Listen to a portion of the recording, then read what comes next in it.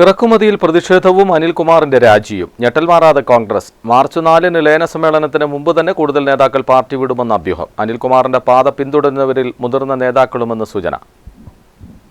അനിൽകുമാറിന്റെ രാജി തോട്ടം മേഖലയിൽ കോൺഗ്രസിന് ക്ഷീണമാകുമെന്നാണ് വിലയിരുത്തൽ.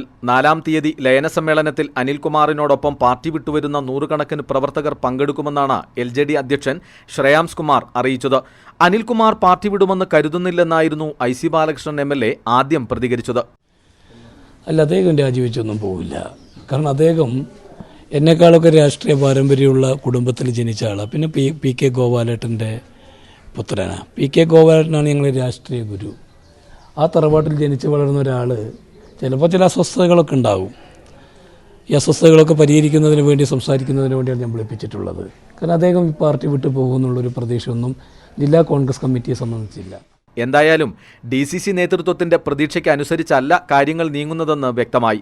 വർഷങ്ങളായി വയനാട്ടിൽ പാർട്ടിക്കു വേണ്ടി പ്രവർത്തിക്കുന്നവരെ തഴഞ്ഞ് ചിലരെ സ്ഥാനാർത്ഥികളാക്കാൻ വേണ്ടി മാത്രം ഇറക്കുമതി ചെയ്യുകയും അവരെ ജയിപ്പിച്ചയക്കൽ മാത്രം പാർട്ടി പ്രവർത്തനമായി മാറുകയും ചെയ്യുന്നതിൽ കഠിനമായ നിരാശയാണ് പല മുതിർന്ന കോൺഗ്രസ് നേതാക്കൾക്കുമുള്ളത്. MI ഷാനവാസ്, രാഹുൽ ഗാന്ധി, അങ്ങനെ പോകുന്നു ഇറക്കുമതി ചെയ്തവരുടെ പട്ടിക.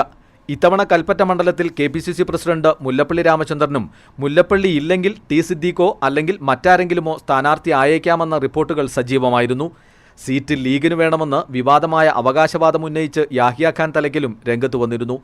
KC റോസക്കുട്ടി, ND അപ്പച്ചൻ, KL പൗലോസ്, KK അബ്രഹാം തുടങ്ങി പ്രവർത്തന പാരമ്പര്യമുള്ള നേതാക്കളെയെല്ലാം അവഗണിച്ചാണ് KPCC വയനാട്ടിലേക്ക് സ്ഥാനാർത്ഥികളെ ഇറക്കുമതി ചെയ്തുകൊണ്ടിരിക്കുന്നത്. ഇറക്കുമതിക്കെതിരെ DCC ഓഫീസിന് മുമ്പിൽ പോസ്റ്റർ പ്രത്യക്ഷപ്പെട്ടതും ഇതിനിടെ വാർത്തയായിരുന്നു. അവഗണനയിൽ മനം മടുത്താണ് പാർട്ടി വിടുന്നതെന്ന് PK അനിൽകുമാർ തുറന്നു പറഞ്ഞിരുന്നു. News desk, Wayanad vision.